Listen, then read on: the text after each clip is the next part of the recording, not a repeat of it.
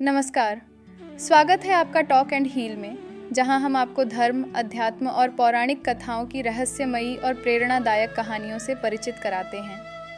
आज हम आपको सुनाने जा रहे हैं उत्पन्ना एकादशी की अद्भुत कथा, जो न केवल एक व्रत की महिमा का वर्णन करती है, बल्कि भगवान विष्णु और एक भयावह दैत्य मुर के बीच हुए रोमांचक संघर्ष की कहानी भी बयां करती है। मार्गशीर्ष मास के कृष्ण पक्ष की एकादशी को उत्पन्ना एकादशी कहा जाता है। यह व्रत क्यों इतना महत्वपूर्ण है? इसकी कथा में ऐसा क्या रहस्य छिपा है जो इसे अन्य सभी तिथियों से श्रेष्ठ बनाता है? आइए जानते हैं इसकी पौराणिक कथा की रोमांचक यात्रा में। कथा की शुरुआत होती है तब जब युधिष्ठिर ने भगवान श्री कृष्ण से प्रश्न किया, हे भगवान, आपने हजारों यज्ञों और लाखों गौदानों को भी एकादशी व्रत के समान नहीं बताया। ऐसा क्या रहस्य है जो इस तिथि को सभी तिथियों से श्रेष्ठ बनाता है? कृपया इसका रहस्य उद्घाटन करें। भगवान श्री कृष्ण ने कहा, हे युधिष्ठिर, यह कथा सतयुग के भयावह समय की है, जब धरती पर एक भयंकर दैत्य मुर का आतंक फैल चुका था। वह इतना शक्तिशाली था कि उसकी गर्जना से पहाड़ कांप उठते थे और समुद्र की लहरें थम जाती थीं। इस दैत्य ने इंद्र, वायु, अग्नि, वरुण जैसे शक्तिशाली देवताओं को भी पराजित कर स्वर्गलोक से निकाल बाहर किया।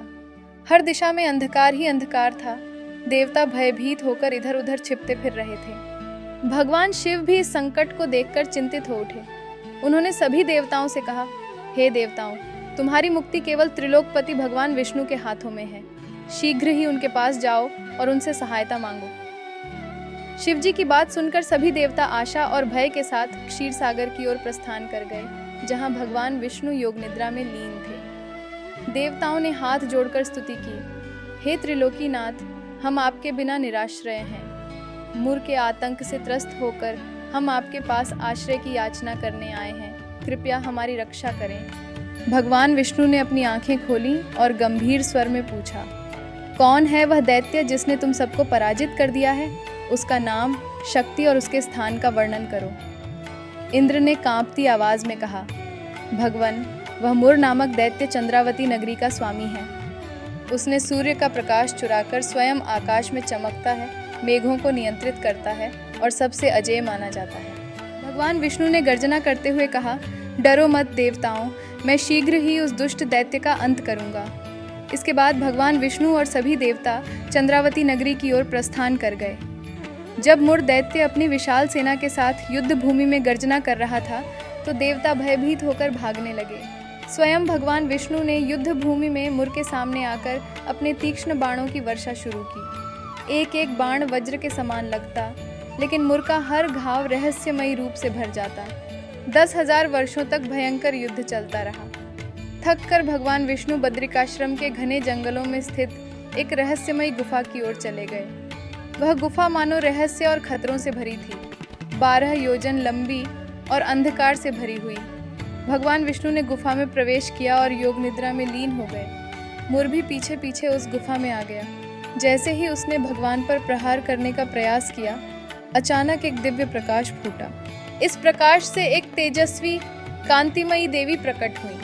उनकी आंखों में क्रोध और शक्ति की ज्वाला थी। उन्होंने मुर को ललकारा, हे पापी, अब तेरा अंत निकट है। एक भयंकर युद्ध छिड़ गया और देवी ने अपने दिव्य शस्त्रों से मुर को समाप्त कर दिया। जब भगवान विष्णु जागे तो उन्होंने देवी के अद्भुत पराक्रम से प्रसन्न होकर बोले, हे देवी, आज आपने देवताओं को पुनः स्वर्ग का अधिकार दिलाया है। आपका प्राकट्य एकादशी के दिन हुआ है, इसलिए आप उत्पन्ना एकादशी के नाम से पूजित होंगी। जो इस दिन व्रत करेगा उसे अनंत पुण्य की प्राप्ति होगी। उत्पन्ना एकादशी का व्रत रखने वाले को शंखोद्वार तीर्थ में स्नान और श्रीहरि के दिव्य दर्शन का फल मिलता है। इस दिन भगवान विष्णु का विशेष पूजन, अर्चन, भोग और प्रसाद का महत्व है। जो व्यक्ति इस व्रत को सच्ची श्रद्धा से करता है, वह संसार के समस्त दुखों से मुक्त हो जाता है और उसे अद्भुत शांति और मोक्ष की प्राप्ति होती है। एकादशी तिथि 26 नवंबर सुबह 1:01 से 27 नवंबर सुबह 3:47 तक रहेगा। इसलिए सूर्य उदय तिथि के अनुसार एकादशी 26 नवंबर को मनाई जाएगी। व्रत पारण का समय 27 नवंबर को दोपहर 1:12 से 3:18 तक रहेगा। आपने टॉक एंड हील पर हमारे साथ इस अद्भुत कथा की यात्रा की, इसके लिए धन्यवाद। हम आशा करते हैं कि उत्पन्ना एकादशी की इस प्रेरक कथा ने आपको आध्यात्मिक उन्नति और आस्था के मार्ग पर चलने के लिए प्रोत्साहित किया होगा। इसी प्रकार की और भी रोचक पौराणिक कहानियों और आध्यात्मिक ज्ञान के लिए हमारे साथ जुड़ते रहें। आपका दिन शुभ हो। जय श्री हरि।